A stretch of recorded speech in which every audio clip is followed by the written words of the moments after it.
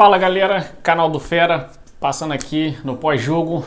Infelizmente a nossa jornada na Copa do Mundo chegou ao fim, mas também não é nenhuma surpresa.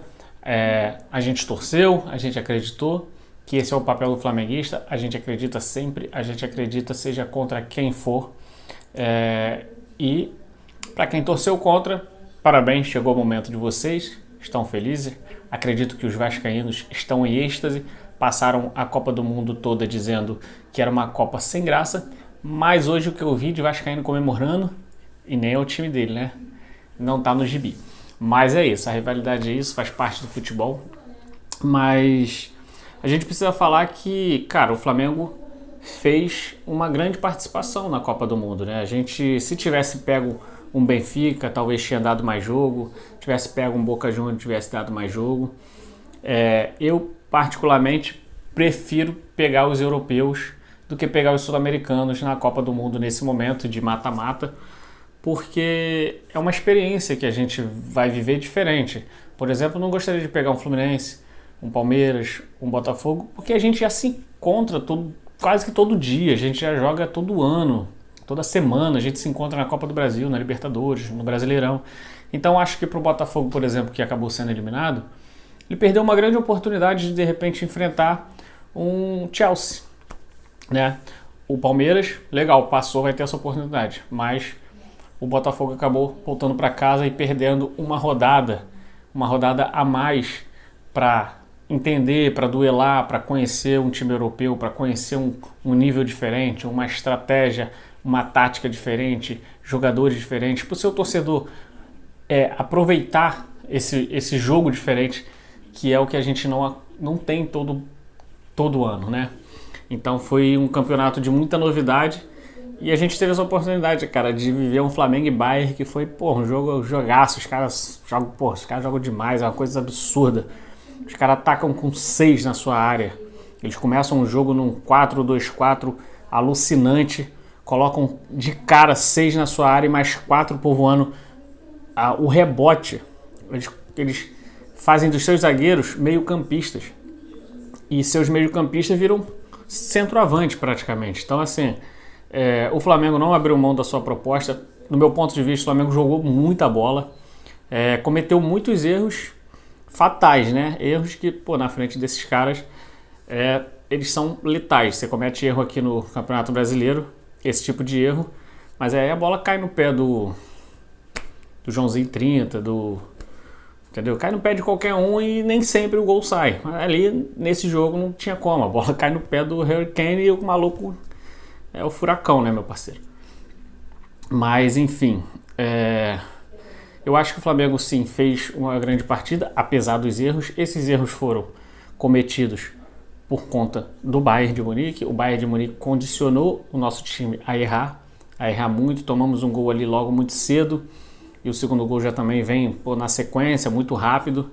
E isso condiciona demais o jogo, né? Então, assim, não é que nossos erros foram erros que não costumamos cometer. Foram erros que a gente não comete, porque também a gente não é colocado nessa condição aqui no Brasil e aqui na América do Sul.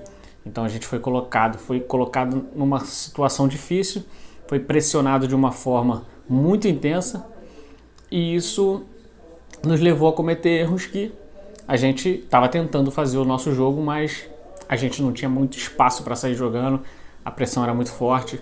O Wesley é um menino ainda, cometeu alguns erros até sair o escanteio. Eu acredito que um dos escanteios não era escanteio, eu não vi novamente, mas acho que era tiro de meta. Eles também pressionam ali o goleiro para o goleiro não sair na bola, já tinham feito isso contra o Boca Juniors, com o gol anulado. Eles empurram bastante ali, eles ganham no duelo físico. São coisas que nossos jogadores, a maioria, né, não estão convivendo, não estão vivenciando isso. E essa malandragem, esses duelos físicos, a gente acabou deixando a desejar. Mas corremos atrás do placar, diminuímos, tomamos outro gol, diminuímos novamente. E por fim eles mataram o jogo. Eu acho que o Felipe demorou um pouquinho a mexer. Acho também que não deveria ter entrado com a Arrascaeta. Acreditava que ele não entraria com a Arrascaeta, mas entrou. E eu teria tirado também o Luiz Araújo que ele acabou entregando 2 gols, o Arrascaeta acabou entregando 1 gol, então isso foi muito determinante. No segundo tempo eu já teria tirado o Luiz Araújo, porque ele já tinha entregado 1 gol, e aí acaba entregando mais 1 gol depois. Quando estava 3-2 era o momento da substituição, era para botar energia, Bruno Henrique, Wallace Ian, Ayrton Lucas. Eu senti falta dessa alteração mais rápida, e aí esperou tomar o 4º gol para mudar, e aí a gente tinha que escalar tudo de novo. Mas é isso, cara, foi um jogaço para mim. Eu vivi, curti o jogo, chateado, estressado, tenso pra caramba na hora do jogo, mas para mim foi uma grande oportunidade de vivenciar um Flamengo e Bayern que não acontece quase nunca, e a gente não sabe quando vai acontecer de novo. É isso. A gente volta mais forte, a gente chega de volta para Libertadores, Campeonato Brasileiro. Eu acho que a gente volta com muito aprendizado na bagagem. A gente fez um jogaço contra o Chelsea. Hoje não é um jogo para ser criticado, não é um jogo para ser massacrado, é um jogo até para ser elogiado mesmo com a derrota. E não é que a gente glamorize derrota como a gente vê por aqui na imprensa brasileira, derrotas para qualquer time desconhecido, e a gente fica vendo aí vários setores da imprensa fazendo aquela agenda positiva. Não é isso, é que a gente perdeu para um dos melhores times do mundo, o Bayern de Munique, com um sistema de jogo avassalador, e o Flamengo jogou, ainda assim não deixou de jogar e não deixou de tentar. E a gente ainda perdeu, né? Perdeu um gol com o Luiz Araújo, a gente perdeu um gol ali com o Wallace Ian, a gente teve volume de jogo. A gente sai desse jogo com mais posse de bola, com mais passes trocados, com o número de escanteios iguais. A gente sai desse jogo com menos cartões amarelos que eles. O Bayern de Munique deu a vida nesse jogo. Jogaram para valer, jogaram muito sério e jogaram para defender a honra europeia, porque a Europa estava muito incomodada. Então toda análise que você vê por aí, vindo da Europa, vai ser num tom de massacre, de humilhação, e não foi bem assim, né? Os caras ditaram o jogo, ditaram o ritmo do jogo, mas o jogo trocou de mão algumas vezes. A gente não tinha tanta força ofensiva, mas a gente teve o controle do jogo em alguns momentos. E por mais que eles tenham baixado as linhas também, eles baixaram as linhas porque o Flamengo também forçou eles em alguns momentos a baixar a linha. Estavam com a vantagem e eles iam cansar. Em alguns momentos eles cansaram, e tanto é que muitos jogadores saíram esgotados. Eles bateram demais, os caras levaram muitos cartões amarelos, eles levaram esse jogo muito a sério, e além disso, faltou alguns cartões para eles, tá? O cartão do Alan, por exemplo, não precisava, um lance bem normal, e teve uns 2 jogadores deles que mereciam cartão amarelo e não levaram. Bom, é isso, eu acho que a distância ainda é muito grande, né? Para a elite realmente europeia, você pegar um Manchester City, Real Madrid, um Bayern de Munique. Cara, eu nem coloco o PSG tanto nessa prateleira. Eu acho que o PSG foi campeão esse ano e todo mundo elevou o PSG a um patamar de melhor time da Europa, do mundo, porque a Champions League tem um peso, mas é bom lembrar que durante a campanha ninguém dava o PSG como favorito ao título lá na Champions, entendeu? Ninguém sabe como o Barcelona não chegou na final, ninguém sabe como o Bayern de Munique não chegou na final. Então são coisas que acontecem. Nem sempre os melhores chegam e ganham. Às vezes acontecem tropeços pelo meio do caminho. Porque uma grande final realmente teria sido Barcelona e PSG, e não PSG e Inter de Milão.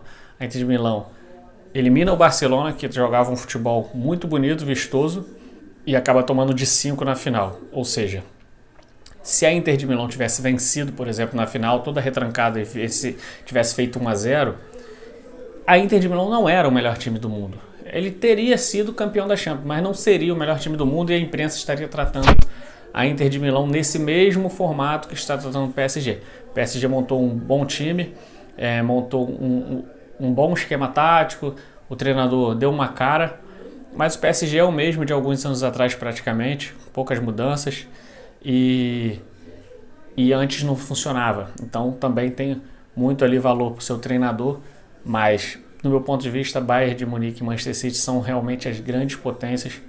E aí vem o Real Madrid com a sua camisa, que faz coisas imprevisíveis e é sempre muito absurdo. É isso. Fica aqui a minha análise. Canal do Fera. Espero que vocês Comentem aí, deixem a opinião de vocês. O que vocês acharam? O Flamengo foi humilhado? No meu ponto de vista, foi um jogo em que a gente consegue entender que existe a distância, ainda é muito grande, Europa, primeira prateleira, e sul-americanos, primeira prateleira. Essa distância existe.